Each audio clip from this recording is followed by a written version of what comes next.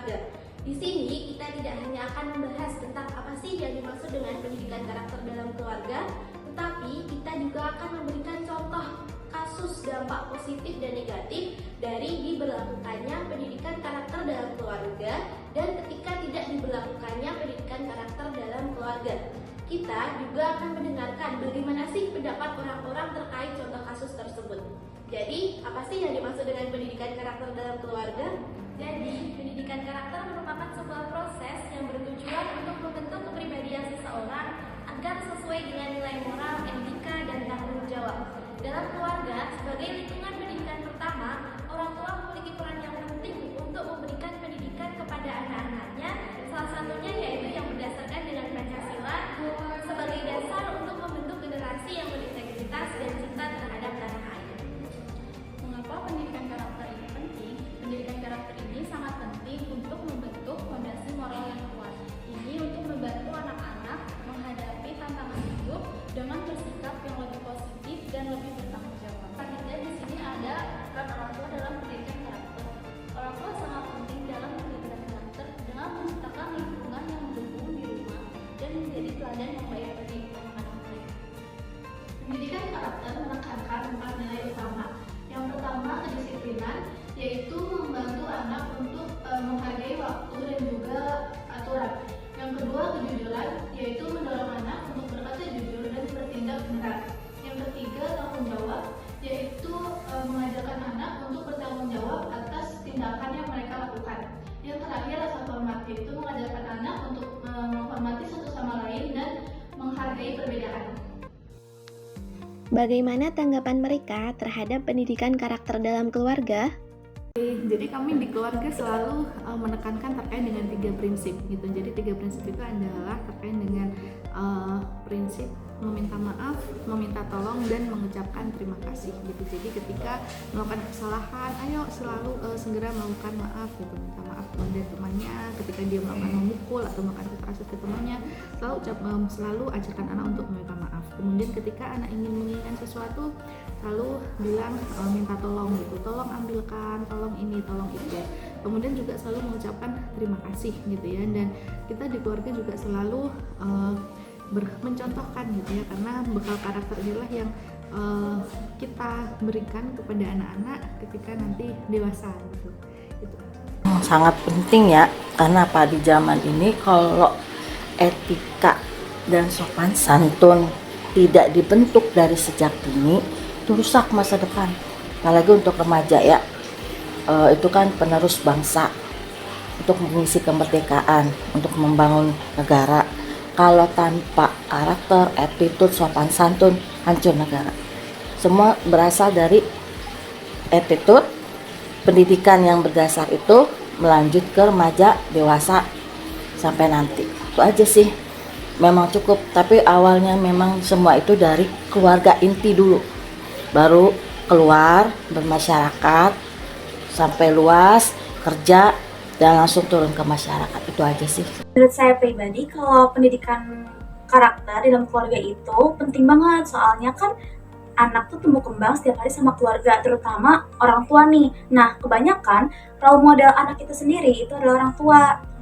Contohnya kalau menurut aku tuh kayak pendidikan karakter di kedisiplinan, kejujuran. Nah, kalau kedisiplinan kan kayak pada umumnya nih, kayak anak tiap malam harus belajar atau harus rapin buku buat besoknya. Nah, itu tuh pendidikan karakter banget. Soalnya kalau dilakuinnya besok, itu akan mengganggu aktivitas anak ke besoknya gitu. Contoh peristiwa positif yang dilakukan dari penerapan pendidikan karakter dalam keluarga adalah sebagai berikut. Nah, yang selanjutnya yaitu ada contoh peristiwa positif. Yang pertama, yaitu kami mengambil dari artikel dengan sumber merdeka.com dengan tema yaitu pembatasan penggunaan gadget pada anak untuk menghindari kecanduan. Dalam artikel ini menjelaskan yaitu penting bagi orang tua untuk menetapkan batasan waktu penggunaan gadget dan memberikan alternatif aktivitas yang menarik agar anak-anak ini tidak hanya bersantai di layar. Selain itu, dalam artikel ini juga menjelaskan bahwa komunikasi yang baik antara orang tua dan anak juga sangat penting untuk memahami kebutuhan dan keinginan anak, sehingga mereka dapat menggunakan teknologi dengan bijak dan seimbang. Bagaimana sih tanggapan mereka terhadap hal tersebut? Pendapat saya sebagai anak setuju dengan adanya pembatasan pemakaian gadget, dikarenakan di era sekarang saya cukup sering melihat anak-anak kecil kurang aktif untuk mengeksplor karena lebih memilih bermain gadget di dalam rumah. Seharusnya di umur-umur segitu anak-anak kecil lebih bersosialisasi pada teman-temannya dan mengeksplor lingkungan sekitarnya. Itu sih segitu aja. Pembatasan gadget itu penting untuk menghindari kecanduan yang dapat merusak perkembangan sosial dan emosional anak. Orang tua perlu menetapkan aturan waktu penggunaan gadget sambil memberikan alternatif kegiatan yang lebih bermanfaat. Misalnya kayak seperti membaca, bermain bersama, atau olahraga bersama orang tua. Dengan sebisa mungkin kita harus menciptakan suasana yang baik untuk anak. Memang bagus sih untuk mengalihkan gadget. Emang anak kecil ya, untuk umur-umur 0 sampai itu kan masih dalam pengawasan kita ya. Untuk 3 tahun ke depannya tuh sampai 5 tahun memang tidak boleh menggunakan gadget, karena pertama dia merusak saraf mata, kedua merusak motorik untuk otak, daya pikir dia, terus ketiga saraf mata juga. Nah makanya untuk mengalihkan gadget itu banyak permainan edukasi untuk memancing motorik kasar dan motorik halus. Misalkan anak ketika dia menangis atau tantrum, diterangkan dulu, kita alihkan untuk permainan yang menarik, misalnya warnanya yang menarik, permainannya yang menarik, otomatis anak itu pasti akan mengikuti apa arahan kita. Maka dari itu kalau kita orang tua ingin menggunakan gadget, usahakanlah jauh dari anak-anak. Kalau untuk yang umur sekian itu memang rawan sekali untuk apa? Pembentukan daya pikir, pembentukan karakter dia. Kedua, ada sebuah peristiwa positif tentang pentingnya peran orang tua dalam membentuk orientasi seksual pada anak. Dalam peristiwa ini, identitas dan orientasi seksual adalah aspek penting dalam kehidupan setiap individu. Perkembangan ini tidak lepas dari peran orang tua untuk bisa memberikan edukasi tentang identitas kelaminnya. Bagaimana tanggapan mereka terhadap hal tersebut? Peran orang tua tuh dalam membentuk identitas seksual anak itu penting banget. Dengan cara yang mengenalkan jenis kelamin supaya anak itu bisa memahaminya secara alami. Terus kalau untuk masalah pendekatan terhadap anak itu memang wajib dan harus, supaya selama masa dia pengenalan atau masa dia mengidentifikasi jenis kelaminnya mereka tuh merasa dicintai, didukung, dan memahami. Hal ini juga bisa membantu untuk membangun hubungan yang sehat dengan keluarga dan membangun orientasi anak untuk hal-hal yang sudah diajarkan sesuai dengan agama dan keluarga. Pendapat saya mengenalkan identitas gender sejak dini ini sangat penting lah agar anak memahami peran serta tanggung jawabnya. Lalu edukasi yang diberikan juga harus bersifat positif dan tidak membatasi potensi yang dimiliki oleh anak tersebut, tetapi memberikan pemahaman yang jelas tentang identitas dirinya. Terus kedekatan dengan orang tua juga sangat memiliki peran yang penting agar anak merasa dicintai dan diperhatikan, maupun dari ibu atau dari ayah. Jadi harus sama rata lah intinya. Ini dapat membantu untuk perkembangan emosional anak yang stabil gitu. Kami di keluarga selalu mengajarkan kepada anak gitu terkait dengan perbedaan jenis kelamin. Misalnya anak soleh, anak soleha, anak ganteng, anak cantik, kemudian yang pergi ke masjid dengan memakai peci, kalau anak perempuan sholat dengan memakai mukena, atau mengajarkan hal-hal seperti itu gitu. Jadi orang tua selalu mengajarkan hal-hal itu gitu, apalagi ketika anak dia sudah berusia 1 atau 2 tahun ke atas, ketika kita berganti baju misalnya itu tidak di depan anak, atau misalnya mandi tidak berdua, itu hal-hal yang saya tanamkan kepada anak gitu, karena semua itu akan terekam dalam memori anak gitu. Jadi harus dibatasi, apalagi ketika anak dia sudah berada di atas 2 tahun atau 3 tahun, karena memori itu akan tersimpan sampai mereka dewasa gitu. Kemudian yang selanjutnya ada beberapa contoh peristiwa negatif yang dilakukan dari kurangnya penerapan pendidikan karakter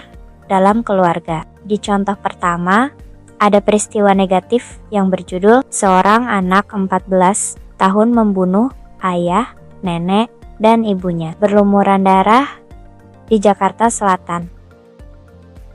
Hingga saat ini, motif balik tindakan pelaku belum terungkap secara jelas. Pakar psikologi dari Universitas Muhammadiyah Sidoarjo, Dr. Eko Hardiansyah menjelaskan bahwa kekurangan kasih sayang dan pola asuh yang tidak tepat dapat mempengaruhi perkembangan mental anak yang berpotensi memicu tindakan kekerasan. Kasus ini menjadi perhatian publik dan menyoroti pentingnya peran keluarga dalam membentuk perilaku anak. Lalu, bagaimana tanggapan mereka terhadap hal tersebut? Menurut pendapat saya, mengenai artikel tersebut, awal mula dari kejadian tersebut itu bisa jadi karena kondisi psikis atau mental anak itu udah terganggu, entah dari pergaulan atau tontonannya yang kurang diawasi oleh orang tuanya, dan juga pengawasannya juga bisa terjadi karena kurang ketat, kurang tegas juga orang tua, karena dari pergaulan dan tontonan yang mereka terima itu bisa jadi mempengaruhi pola pikir dan psikisnya sendiri. Kejadian ini mencerminkan pentingnya pola asuh yang penuh kasih sayang, perhatian dan pengawasan. Kekurangan kasih sayang dan pola asuh yang salah dapat berdampak yang sangat serius pola kesehatan mental anak.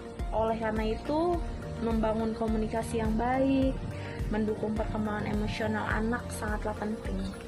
Pendapat saya terkait kasus ini, kita bisa melihat bahwa betapa pentingnya kasih sayang dan pola asuh yang baik dalam keluarga dapat mempengaruhi karakteristik seorang anak. Di sini saya mendapatkan bahwa kurangnya perhatian, komunikasi, dan bimbingan dapat memicu anak mengalami gangguan emosional yang tidak stabil, yang berujung pada tindakan seperti tersebut. Di sini juga orang tua harus memastikan bahwa anaknya tumbuh di lingkungan yang penuh kasih, memiliki tempat untuk bercerita, serta diajarkan cara mengelola emosi dengan stabil.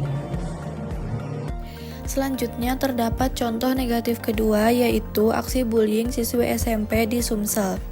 Viral sebuah video diduga aksi bullying yang terjadi di SMP Negeri 5 Sekayu, Kabupaten Musi Banyuasin, Sumatera Selatan tersebar di media sosial.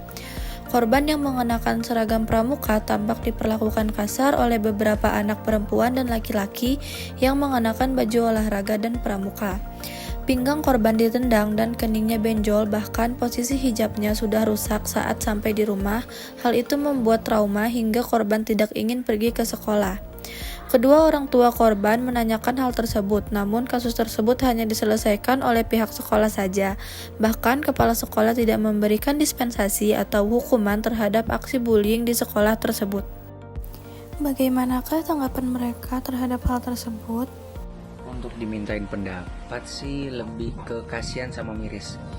Ya kasihannya karena si anak ini dari awal itu dididik sama keluarganya atau mungkin kurang kasih sayang dari keluarganya. Jadi mirisnya itu juga seharusnya keluarga kan di sini ngambil peran penting, Mbak. Maksudnya peran penting tuh dia sepenuhnya mengambil peran untuk pertumbuhan seorang anak. Jadi kalau misalkan sampai ada kasus kayak gini, yang harus dipertanyakan bukan anak, tapi orang tua. Gimana cara orang tua ngedidik ataupun orang tua kontrol emosi depan anak. Terkadang anak juga suka ngelihat ataupun nyontoh emosi sama orang tua itu, Mbak. Terus juga lingkungannya sebenarnya sangat-sangat berpengaruh, Mbak. Jadi anak tuh harus punya lingkungan yang sehat. Maksudnya sehat tuh kayak cara bertemannya, cara dia berinteraksi, terus juga punya tempat cerita. Ini yang paling penting, karena tempat cerita tuh sebenarnya tempat yang paling paling luas ataupun paling mudah lah buat anak tuh mengekspresikan apa yang dia mau. Ya, contohnya kayak misalkan dia selalu cerita ke orang tuanya kalau ada apa-apa. Begitupun orang tua di sini nggak harus punya peran yang keras buat anak. Maksudnya keras kayak misalkan harus dibentak, dimarahi. Mungkin konteks orang tua tuh bagus kayak gitu. Tapi kadang kan namanya anak mbak, suka niru apa yang orang tua kasih buat anaknya. Jadi saya di sini sebenarnya lebih ke kasihan ke anaknya ataupun ke orang tuanya. Kalau sudah sampai kejadian kasus kayak gini, ya berarti untuk orang tua yang lain saya pesannya itu dia harus mulai dari sekarang pendekatan terhadap anak, mulai buka ruang buat anak untuk bercerita, untuk anak mengekspresikan apa yang dia mau, apa yang dia pengen.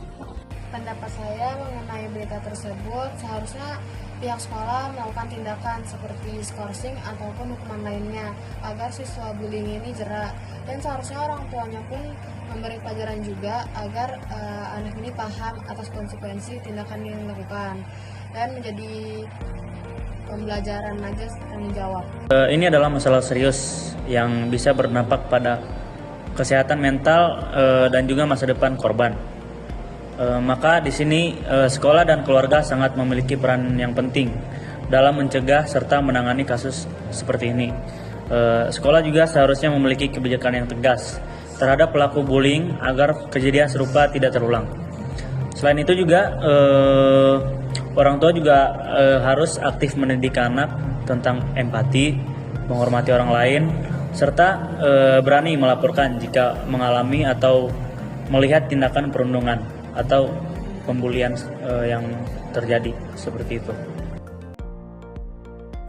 Kesimpulannya adalah bahwa pendidikan karakter merupakan proses penting dalam membentuk kepribadian anak agar memiliki nilai-nilai moral, etika, dan tanggung jawab.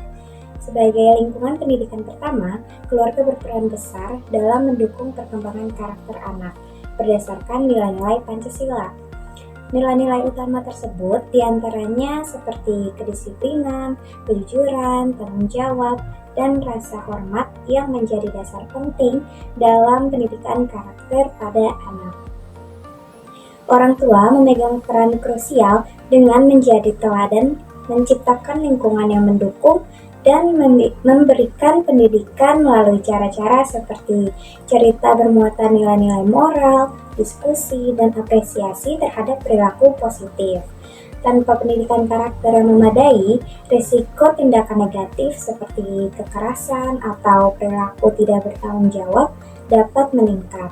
Oleh karena itu, pendidikan karakter menjadi fondasi utama untuk menciptakan generasi yang berintegritas, bertanggung jawab, dan siap menghadapi berbagai tantangan hidup.